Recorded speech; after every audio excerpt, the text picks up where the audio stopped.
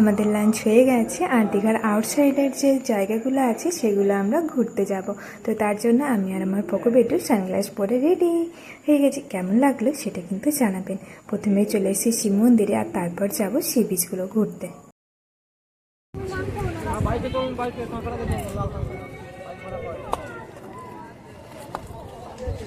এলাম তালসের, এখন নামি এখন নিচে সেই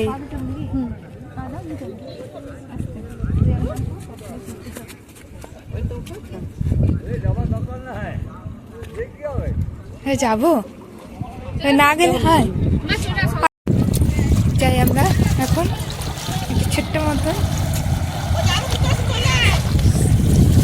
পার করছি। দেখা এখান থেকে শুরু, আমি আছি। ওরে বাবা গো, মা গো, মনে হচ্ছে ঠেলে নিয়ে চলে যাচ্ছে। যে চলে এসেছি আমরা। এদিকে আমার পোষণা আছে, এদিকে সে বকখালির মতনই একদম এইরকম, এর থেকে একটু ছিল।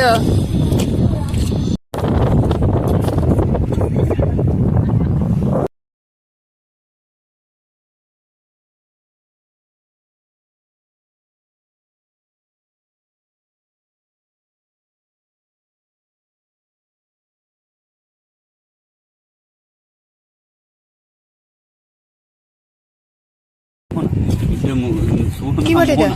মোহনা বলে। কি কি মিশেছে মোহনাতে? হ্যাঁ,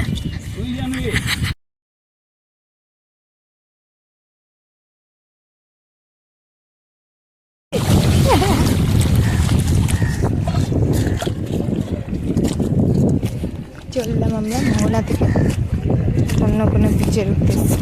যাই না কোন কোন কোথায় নিয়ে যেতে আমাদেরকে।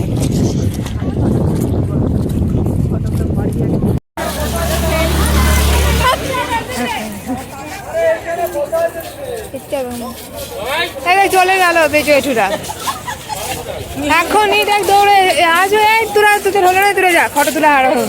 চল দৌড়ে চল। আমরা চলে এসেছি উদয়পুর সি বিচে। আগেটা তো ঘোরা হলো, ফটো তোলা হলো, বেশ সুন্দর সুন্দর। আর দেখি এখানে এখানে অনেক ভিড় আছে আর ওখানে ভিড়টা কম। হ্যাঁ, এই বিচটাতে সবাই মানে জলে এনজয় করছে, আর ওখানে এনজয় করার মতন কিছু না। হ্যাঁ, কাপেলগুলো বেশি আসছে। চলো যাই আমরা। হ্যাঁ, দূরে একদম দূরে জল। হ্যাঁ, জলটা প্রচুর দূরে। এখানে এখানে প্রচুর ভিড়। খচ্চরে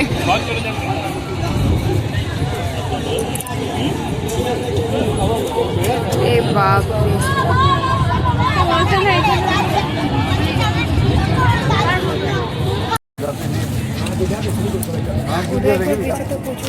দেখালেন।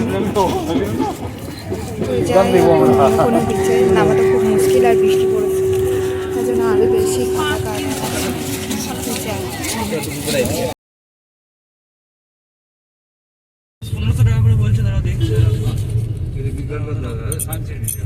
ঢুকে যেতে হতো, একবার দেখে নিতাম, তারপর চলে যেতাম সায়েন্স সিটি।